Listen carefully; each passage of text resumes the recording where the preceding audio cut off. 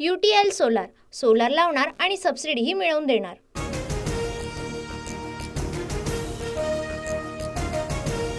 129 ते 139 जागा मिळणार, तर इतरांचा आकडा 13 ते 23 पर्यंत जाण्याचा अंदाज।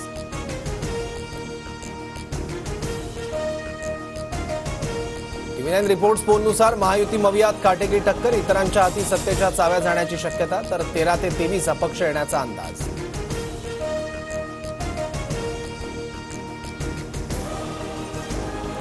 टीव्ही9 रिपोर्ट्स पोलनुसार भाजप 81 जागांसह सर्वात मोठा पक्ष, काँग्रेस 50 जागांसह दुसऱ्या क्रमांकाचा पक्ष होण्याची शक्यता, तर शिवसेना ठाकरे गटाला 44 जागांसह तिसरा क्रमांक। गरज पडल्यास अपक्षांना सोबत घेऊन सरकार स्थापन करू, एक्झिट पोल नंतर दीपक केसरकरांची प्रतिक्रिया।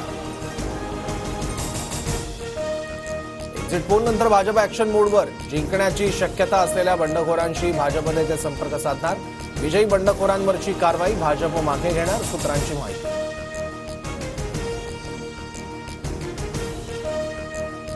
महाराष्ट्रात 65.2% मतदानाची नोंद, राज्यातील 4136 उमेदवारांचं भवितव्य मतपेटीत कैद, 23 नोव्हेंबरला महाराष्ट्राचा महानिकाल लागणार।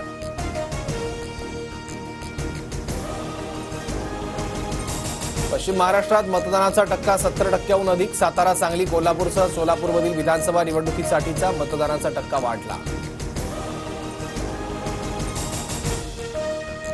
मतदानाची टक्केवारी वाढते तेव्हा भाजपला फायदा होतो, त्यामुळे महायुतीलाही फायदा होईल, देवेंद्र फडणवीसांना विश्वास।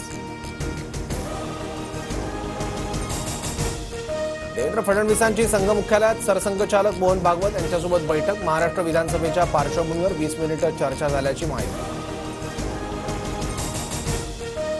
सोलापुरात ठाकरे गटाचं प्रणिती शिंदेंच्या विरोधात आंदोलन, प्रणिती शिंदेंच्या प्रतिमेला जोडे मारत ठाकरे गट आक्रमक, अपक्ष उमेदवार काडादींना पाठिंबा दिल्याचा आरोप। मध्य नागपुरात ईव्हीएम मशीन नेणारी गाडी फोडली, अज्ञातांकडून ईव्हीएम मशीन नेणाऱ्या गाडीवर दगडफेक, तर झोनल अधिकारी अतिरिक्त ईव्हीएम मशीन घेऊन जात असल्याचं पोलिसांकडून स्पष्ट। भाजप आमदार मोनिका राजळेंना पोलीस बंदोबस्तात सुरक्षित स्थळी हलवलं, आक्रमक जमावासाठी बचावापासून मोनिका राजळेंनी स्वतःला पोलीस बंद करून घेतलं होतं।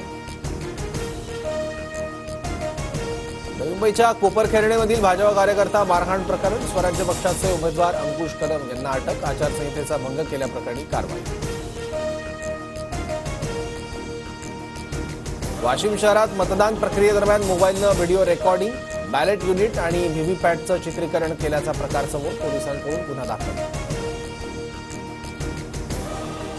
राज्यातील किमान तापमानात घट, पुढील आठवडाभर तापमानातील आणखी घट होण्याची शक्यता, पुण्यात सर्वात कमी 12.2 अंश किमान तापमानाची नोंद।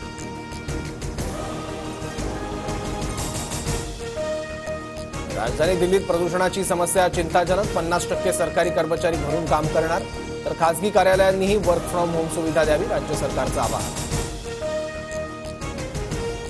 UTL सोलार सोलार लावणार आणि सबसिडीही मिळवून देणार।